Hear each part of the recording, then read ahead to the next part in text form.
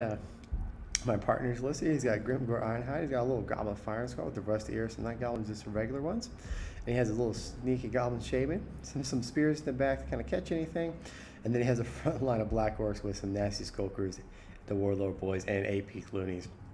You see my opponents, they just started off super aggressive. Just had these Marauder Horsemasters coming up in here.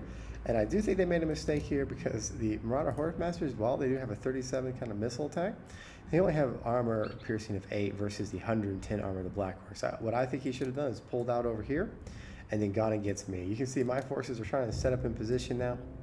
And what me and my partner were trying to do is set up this kind of concave here and force our opponents to come in so we can just wrap around. You see my force, I have the Broken Tooth Mob along with some Boy Biggins, and I'm just waiting to kind of pounce and use them as kind of support. My partner also brought the Broken Tooth Mob.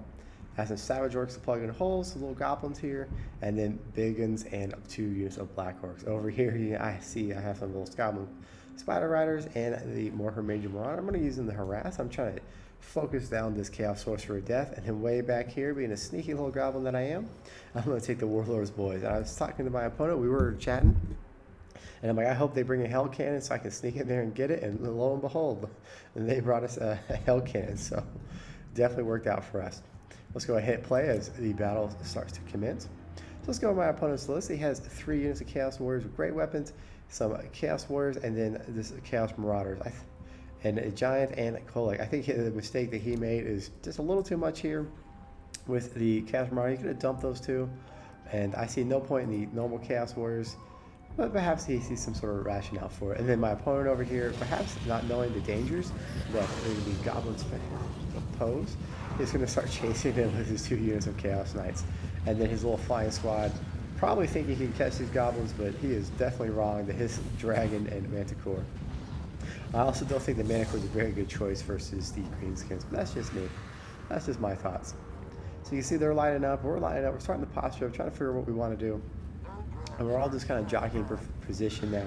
And I'm trying to move up my Goblins alongside his Goblins, and he's moving up his, and we're hoping to catch his Marauder Horsemasters right in here, but he starts to come in a little too close, so I'm going to start pulling him back, trying to bait him in. And then you can see what I did with Azog is I took him and I flew him over here.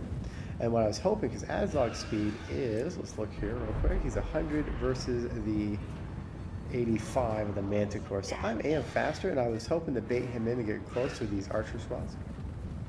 My opponent does my opponent does kind of pounce on this, seeing that the Broken Tooth Mob is out of position. Cool, you can see the Hell Cannon. Get some good work done there. So my partner has got a little bit out of position, but go ahead, he pops Scorch, will fix it, turns around and jumps on the Chaos Knights with Lances. So he's going to get a good little attack there. He's able to boost down his charge bonus. And he's just popping itchy nooses. And because their speed is reduced, he's down to 51 speed versus the 62 of the Broken Tooth Mob. He's going to be able to come in there. He's going to be able to put some good work into it. Meanwhile, I'm taking Azog. I'm coming back in here. I'm trying to find what I can. Just, any easy pickings.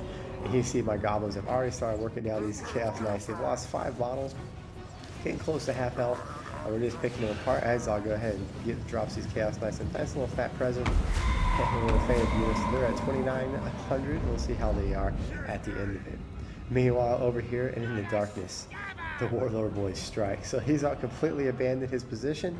So I'm going to take that little 600 points of Goblins and attack the Hell Cannon. It looks like the Hell Cannon almost paid for itself at 42 kills. Well, it looks like I got another direct hit there at 45. Meanwhile, over here, the Marauders are coming back in, trying to harass me, but he has fallen into the bait of the Goblin Firing Squad. Only criticism I have of my partner is this right here.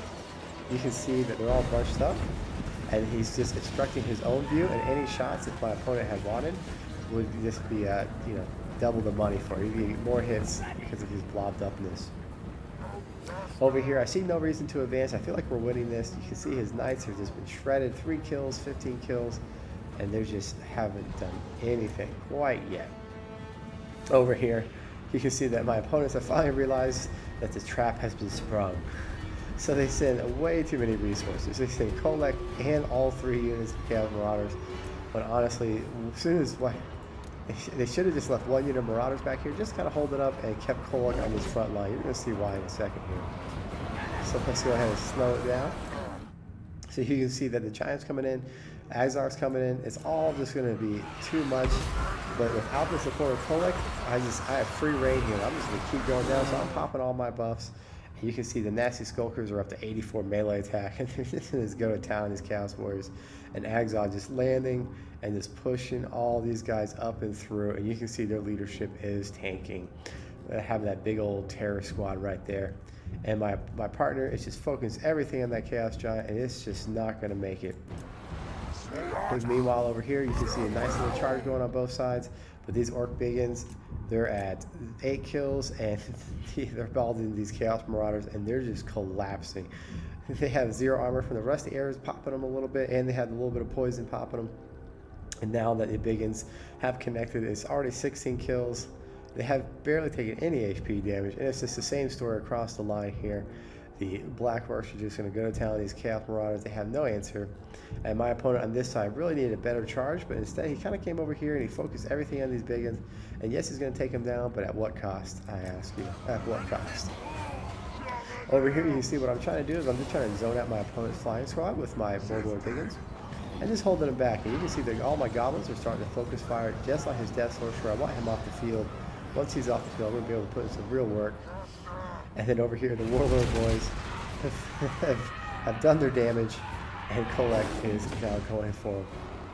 Over here, you see that with the Divine Empress, Azog, and just all these Black Orcs, we're going to completely collapse this entire line. There's not much he's going to be able to do to finish off. Over here, right? Let's spin back over here. You see my opponent's looking for a good home to lane. Doesn't have anywhere to go. I think he should have done two things. He either should have committed everything to this engagement, or in my engagement, he should have done something like this: land away from the Boar Boys, hit that unit, and then pull right through. That way, if I sent my troops in, I would come up, and then I would just stop on this kind of line here.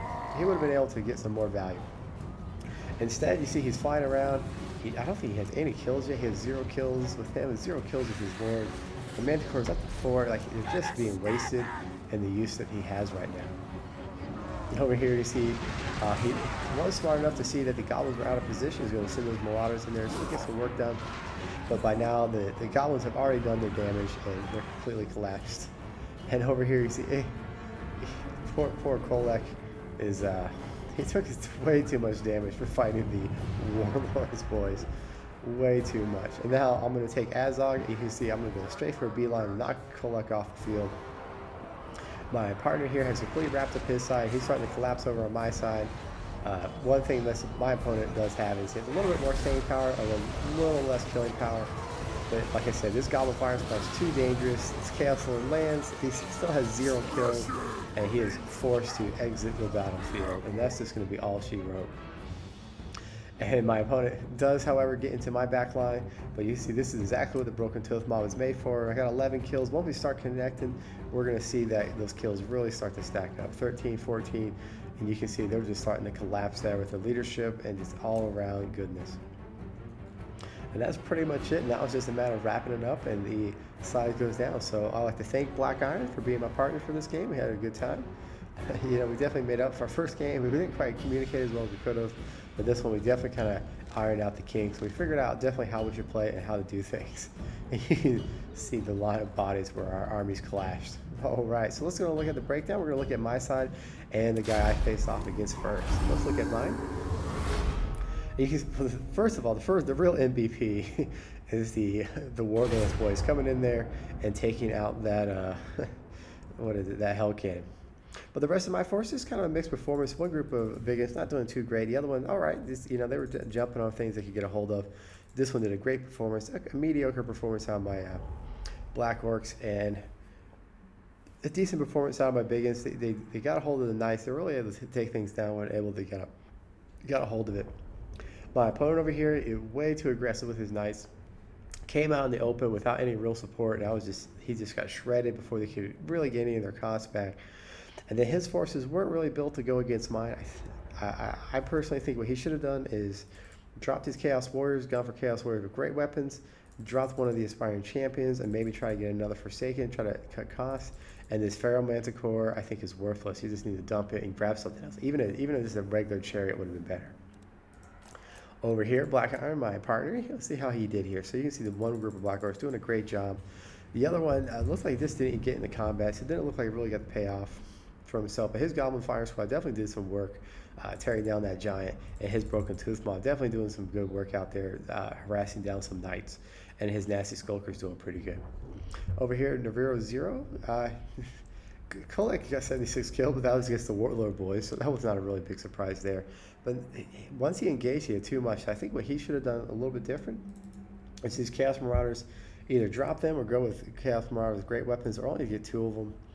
The Chaos Marauder Horse Masters, 2 of them would have been just fine, and he should have picked on lighter targets like the Boar Boy Biggins, or the I'm not thinking of the, what is this unit? Biggins, Orc Biggins. He should have focused on them. And his giant, he should have been thrown against the Black Orcs, but he looks like he didn't quite get where he needed to go.